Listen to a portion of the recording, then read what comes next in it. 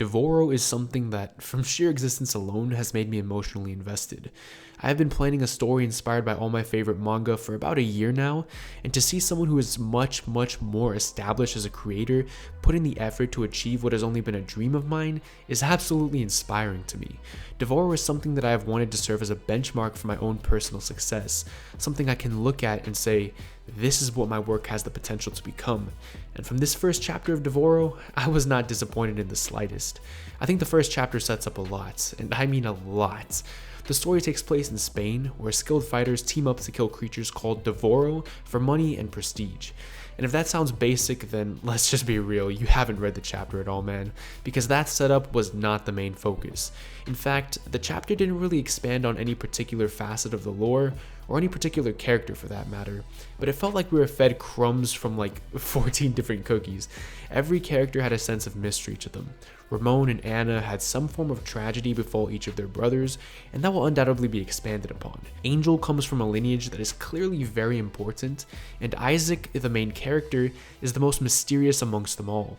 So far, we know that Isaac is an arquebusier, which is implied to be some sort of sharpshooter type class, and according to Wikipedia, an arquebus is a type of long gun that appeared in Europe and the Ottoman Empire during the 15th century, and an infantryman armed with an arquebus is called an arquebusier.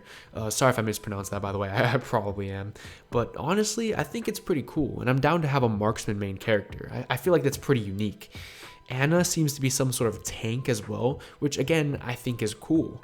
In a lot of these series that involve hunting some sort of evil creatures, such as Jujutsu Kaisen and early Bleach, there isn't really an emphasis on teamwork and tacticality, and with this role system that Devoro seems to have, it seems like that's the direction that it's going, which gives Devoro's combat a lot of potential. Also, this brings in some familiarity into the series, something that the readers can easily hop on board with, which I think is needed, because shortly after the formation of the team and some brief introductions, all hell breaks loose. When Isaac is asked about himself, the manga transitions into my favorite sequence in the entire chapter, and we see Isaac being overcame by some sort of evil being. Now, I'm gonna be honest, I have quite literally dozens of questions about just this scene alone. Is this some sort of flashback or PTSD type thing, or is this actually happening? What kind of creature has appeared? What kind of power does it have over Isaac?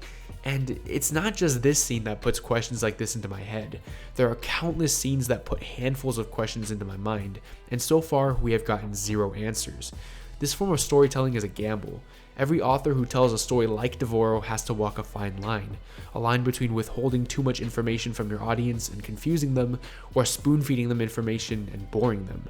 For me personally, Devoro had the perfect amount of mystique and intrigue, but if I had to give it some sort of criticism for this chapter, it would be that to many readers, the pacing and unrelenting mystery may come off as disjointed and confusing.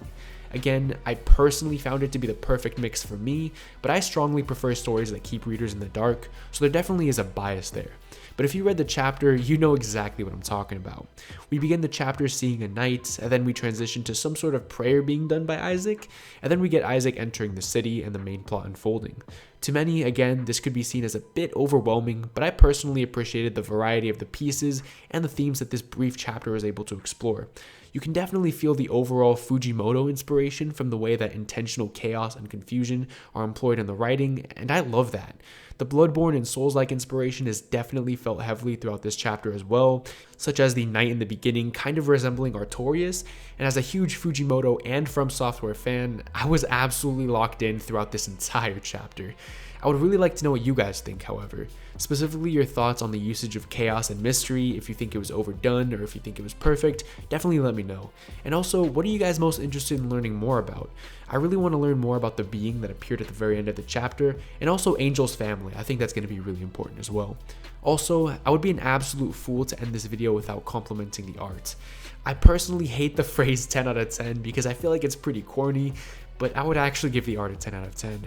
The character designs are amazing, particularly Isaac, and Anna, she got me acting up, to be honest. But in all seriousness, the usage of detail here is brilliant. The occasional intentional lack of detail makes the important things stick out, and I think it just has a very distinct style that really catches you off guard sometimes in a good way. Also, the paneling is extremely creative and well done. If I were to give an overall rating for this chapter as an introduction to the series, I would give it a solid 9 out of 10, but keep in mind, however, I have no idea what comes after this, so if it turns out that this chapter doesn't do the greatest job at capturing what this series is, then, you know, it is what it is. I honestly can't make any guarantees, but I have nothing but faith and optimism for the series. The art is peak, and the author has recommended me some of the best works I have ever read, and has been in the game for a while. In case you've been living under a rock, the story is written by the masked man, so that in and of itself is cause for excitement. Alright, that's about it for the discussion. I intend on reviewing every single chapter of Devoro, as well as doing character and arc analysis, so if you want to play us for Devoro and other webtoon content, including Tower of God and other webtoon recommendations, be sure to subscribe to the channel. Also, if you enjoyed the video, please leave a like as it helps out a lot, and the link to read Devoro is in the description as well. Of course, I'd highly recommend it, and as far as I'm aware, it should become available on Webtoon shortly as well. Shout out to Olibinus, and special shout out to my irregular tier patrons, Nicholas, Gavin, and Demon God Kane. My Patreon is in the description. And yeah, have a great rest of your day, and I'll see you guys next time. Peace out.